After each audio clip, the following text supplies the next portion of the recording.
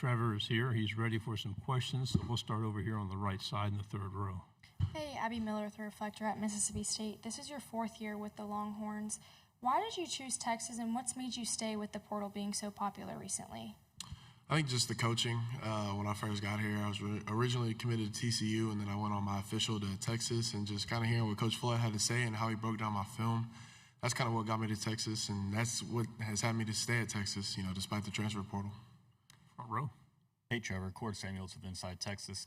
What things have you done in this offseason as an offensive line unit to kind of, just increase the physicality at the line of scrimmage? A lot of talk last year about us just not being strong enough at the point of attack. And I know it's not a strength issue. So what things, maybe technique-wise or just drill-wise, have you all encouraged? I think just, I think it's more of a mental thing, like mentality thing rather than a technique thing. Obviously, we're going to do our technique drills and do our individual and stuff. But, for me personally, sometimes I'll bring the guys in and we'll watch, plays where, it didn't work because of us. And, plays where we needed to be more physical and just kind of, pushing that narrative to the guys. That's kind of the biggest thing that we've done this offseason. Second row. Leo Haggerty, Amped Up Sports Draft Nation here in Tampa. Welcome to Florida. Thank you. When you look at your goals, obviously team is at the top. What individual goals do you want to meet so you get to those team goals?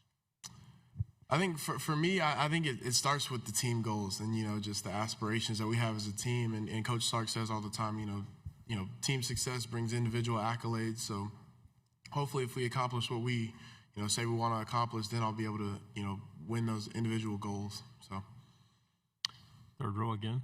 It's kind of hard to ignore. I can see the pin on your left shoulder says every 15 minutes. Can you just explain what that is and what that means? Yeah, so every 15 minutes, a child is born with a congenital heart defect. And so I was, one of those kids. And so when I was 16 years old, I had heart surgery for an ASD. And it was a tough time for me. And just kind of getting back from that, I understood it took a toll on me mentally. And it was hard. And, now that I have this platform, I just want to be able to, bring awareness to this, because I feel like it's something that's not talked about often, and just be a pillar for these kids that are, going through it, and be a pillar for, the confidence of these kids, and just knowing that they're not alone in this journey.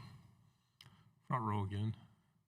Hey, Trevor, what things have you seen out of, transfers, Lawrence Seymour, Melvin Siani, obviously, and then you've got Dylan Sikorsky, others. What have you seen from them in the offseason that's, encouraged that y'all are going to be a more stronger, more deep unit in 2026? I think to start off, they've brought us closer. I feel like, despite them being transfers, they brought us all closer as an offensive line. Like, Melvin and Lawrence are, one of my best friends on the team in such a short amount of time. They just brought the cohesiveness of the O-line together. And then, just that athleticism. Melvin is really quick on his feet, really athletic tackle. Lawrence is a really, tenacious, athletic run blocker, pass blocker, obviously from Western Kentucky. All-American for a reason, so. On the aisle here. Jeff Howe on Texas football. Trevor, Sark was talking about some of the new additions to the staff from going back to spring ball, the addition of Coach Muschamp and Coach Jaluk coming in terms of the physicality, the intensity of practice. How have those two guys specifically changed things, whether you guys are doing team period or inside run, whatever it is? How much have they helped improve or, I guess, amplify the physicality on both sides of the ball? I think they just bring that energy every day. The Coach Muschamp that you guys have seen the last couple of years, like the last couple of decades, he's still that guy. He's just a little bit older now. And then Coach Jaluk is always bringing that energy with the running backs, and I can really feel it from the running back group. They're always bringing that energy as well. And so all that energy brought to inside run and team, it just makes us play with more energy and play more physical. So Fifth row standing up. Hey, Trevor, AP Stedham of AP as we see it. What are the difficulties of blocking Colin Simmons? Yeah, he's a slippery guy. For me, like it's like guarding somebody. It's like in basketball, like playing defense in basketball. He's super fast, has great twitch and great bend, and ultimately he's just an elite pass rusher. And he gets me better every day. And so it's such a blessing going against him every day because it helps me prepare for SEC games and schedules and in the future. So.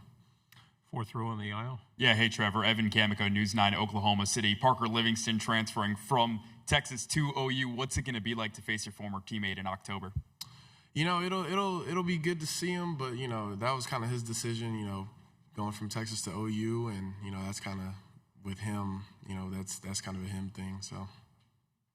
Front row. Yeah, on that note, Trevor, actually, Coach had that same question, and he said he wants to kick Parker's ass. Excuse my language. But then he also mentioned after the A&M game, the Mike Elko video that played, he wasn't a fan of that either. And just mentioning how he feels like the emotions in a rivalry game is very important, and he feels like that's why y'all been so successful during those rivalry games. So when it comes to this team, why has the emotions been checked so well going against OU, Texas A&M, Arkansas of the world? I think just understanding the caliber of school that we're at, and Texas is a powerhouse, and everybody knows, about Texas, and we have to be able to control our emotions because, we're going to get everybody's best shot, and so ultimately we have to put our best foot forward every single week. So that's kind of how we've checked our emotions and regulated it. So Third row on the aisle. Yeah, Trevor, when you went back and looked at the run game specifically last year, just from your individual perspective and an online perspective, what did you feel like either didn't click or needed to change? And do you feel like the work you guys have done from January up until now, do you feel you guys have taken the steps you need to have the kind of run game you want? Yeah, I feel like sometimes we first and foremost, we weren't physical enough. Obviously, we weren't, moving bodies the way that we should have. And then sometimes I always felt like, we were just kind of playing as 5 individuals rather than 5 as 1, and everybody was it was just kind of 5 offensive linemen out there rather than 1 offensive line unit. And that's kind of how I felt about last year. And, like I said, with the cohesion of the O-line off the field, we're such a tight group this year that, I feel like it'll show all on the field. Second row in the end. Let's fast forward to a September at Austin. It's hot. You're there at Memorial Stadium. Everybody's yelling hook 'em horns. They're in burnt orange. Bevo's at the front. You're in the tunnel. It's not your first rodeo, but do you still get goosebumps? Oh, absolutely. Most definitely. I don't take any of these moments for granted.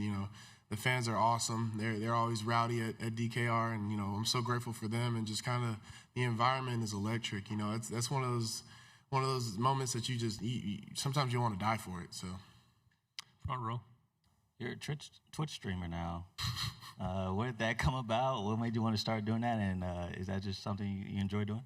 Yeah, I love doing it. I feel like I have a great personality, whether that's playing video games or doing reactions, and just kind of watching other streamers do it, other big streamers. It's like, man, I feel like, as a family, like my older brother and I, we love to do it. We just felt like we can really create something out of it, so. 2 final ones, both on the front row here and then here. Trev, can you talk a little bit about the tight end room? And a lot of guys fighting for rotation there, still kind of figuring out the pecking order. What have you seen, if you want to mention maybe about a couple of them, if you don't mind? Yeah, with our tight end room, obviously we got a bunch of talented guys, Spencer Shannon, you got Michael Masunis, you got, Nick Townsend, Amari Winston, those guys. Really just kind of a development for, not only the pass game, but also the run game and just getting more physical. And, we're getting a lot more out of those guys for sure. So, Coach Banks and Coach Kazula have done a great job of, really bringing those guys along. On the end, front row. Trevor, Coach just mentioned in his big press conference there that he brought you and Arch and Colin, all 3 guys out of high school, coming to Texas, no portal guy there. And came when you and Arch specifically came when the off an 8-5 season, and here you are now, upperclassmen coming to SEC Media Days.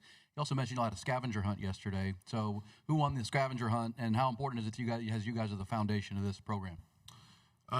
That's still up for debate. We still got guys that are going to court with Judge Becton.